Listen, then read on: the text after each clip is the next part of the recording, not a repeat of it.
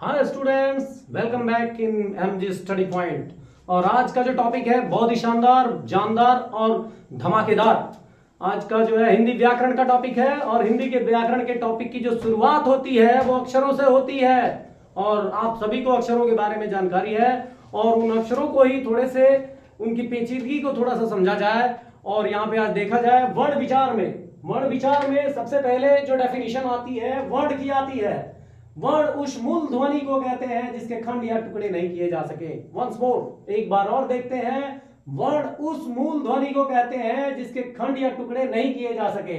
जैसे अ है, आ है, क है, च है, म है।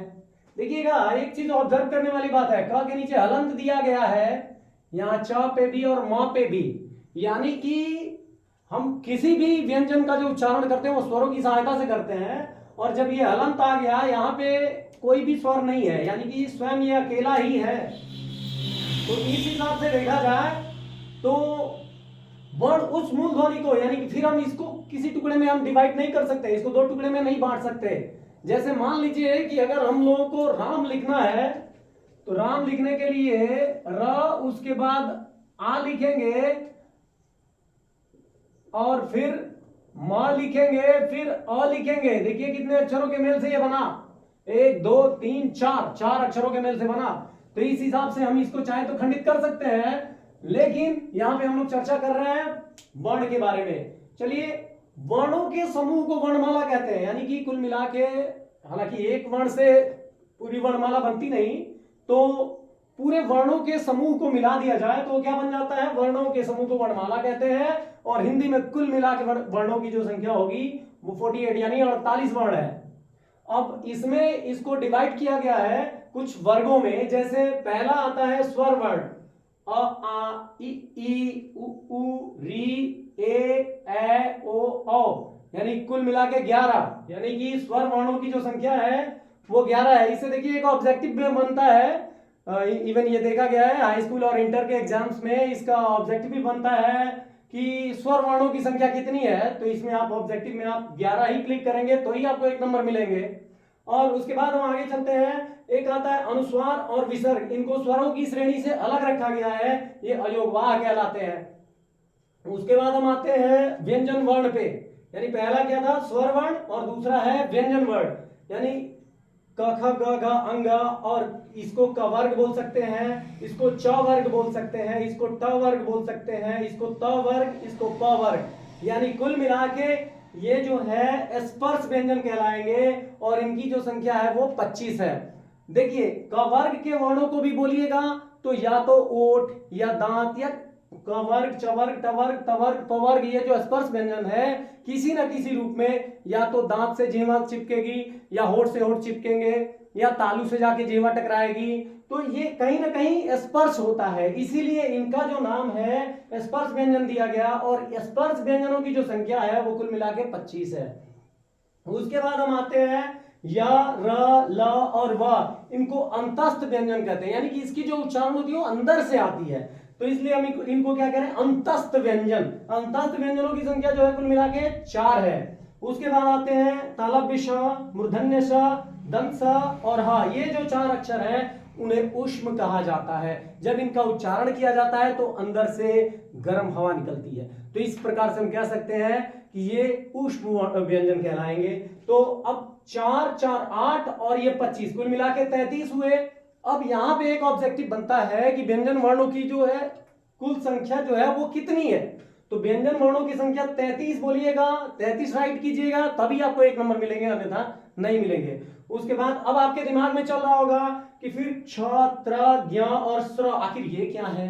तो ये भी वर्ण व्यंजन वर्ण है लेकिन संयुक्त व्यंजन है। ये ध्यान देने वाली बात है, इनको संयुक्त व्यंजन कहा गया है। जैसे मान लीजिए कि हम क्ष के बारे में चर्चा कर रहे हैं। जैसे छ हमने लिखा तो छ क और मूर्धन्य श को मिलाने पर यह बना है। इसी तरह जो हम यहां त्र के बारे में चर्चा कर रहे हैं तो ये त और र के मेल से बना हुआ है। थोड़ा सा और आगे बढ़ते हैं, ज्ञ। ज्ञ का जो उच्चारण है वो आपका ग और या बहुत जगह अंग और या के भी उच्चारण से ये बना हुआ है। और एक और आता है स्रा। स्रा का उच्चारण देखा गया तलव्य और र मिला के ये श्रा हो जाता है। तो इस प्रकार से ये संयुक्त व्यंजन हो गए। और एक और द्विगुण व्यंजन की बात आती है। तो द्विगुण व्यंजन में आप लोग ऑब्जर्व किए होंगे, ऐसे ड बना के नीचे गोली दे दी जाती है जो कि ड़ का उच्चारण करते हैं। जैसे आपको लिखना है लड़ाई, लड़ाई, कड़ाही या कड़ापन या कड़ा भी लिख सकते हैं। तो देखिए यहां पे हम क्या कर रहे हैं, इसका अड़ा का उच्चारण हो रहा है और ये इसको हम लोग टवर्गीय व्यंजन भी कहते हैं। और अमूमन ये देखा गया है कि इनका प्रयोग जो है पहले नहीं होता, या तो दूसरे या तीसरे नंबर पे होता है। जैसे हम ढ को भी लेके चल रहे हैं, इसको ड़ का उच्चारण करेंगे, ड़ का। जैसे पढ़ना या पढ़ाई भी कह सकते हो आप, पढ़ाई, कढ़ाई, कढ़ाई जो सिलाई वगैरह से रिलेटेड है उनको हम बोल सकते हैं। तो इनका जो उच्चारण होता है या तो अंतिम में होता है या बीच में होता है, पहले नहीं होता। ये टवर्गीय व्यंजन कहलाते हैं। उसके बाद तो ये कुल मिला के हमने व्यंजन वर्णों के बारे में जाना। अब थोड़ा सा हम स्वर व्यंजन के बारे में थोड़ा सा हम लोग स्वर वर्णों के बारे में भी थोड़ा सा हम लोग जानकारी ले लें। तो अभी थोड़ा सा आप लोग स्क्रीनशॉट ले लें, फिर मैं अभी बता रहा हूं।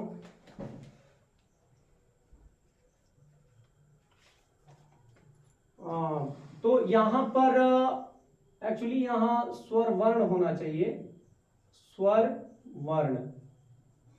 तो स्वर वर्ण जो है जिसका उच्चारण बिना किसी दूसरे वर्ण की सहायता से हो, वो क्या कहलाएगा, स्वर वर्ण कहलाएगा। यहां व्यंजन नहीं, स्वर वर्ण, आप वर्ण कर लें।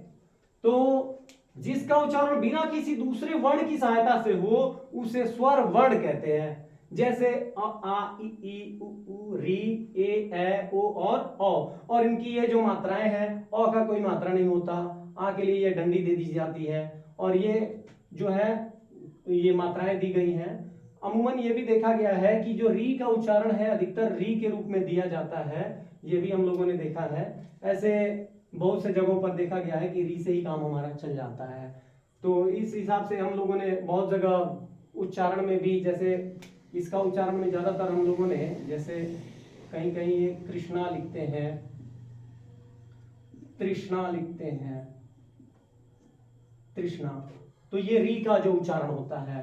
कहीं कहीं देखिए आजकल थोड़ा सा प्रोनाउंसिएशन में मिस्टेक्स हम देख रहे हैं हम लोग। जैसे ये कृपण लिखा है तो कृपण को लोग कृपण पढ़ रहे हैं। जैसे अमृत लिखा है तो अमृत पढ़ रहे हैं इसको, अमृत, जो कि अशुद्ध है संभवतः मेरे हिसाब से, जहां तक हमने अध्ययन किया है उस हिसाब से। लेकिन कुल मिला के जैसे इसको कृपण और इसको अमृत पढ़ा जाए तो ज्यादा शुद्ध होगा। चलिए आज के लिए इतना ही। Thank you, thanks for watching.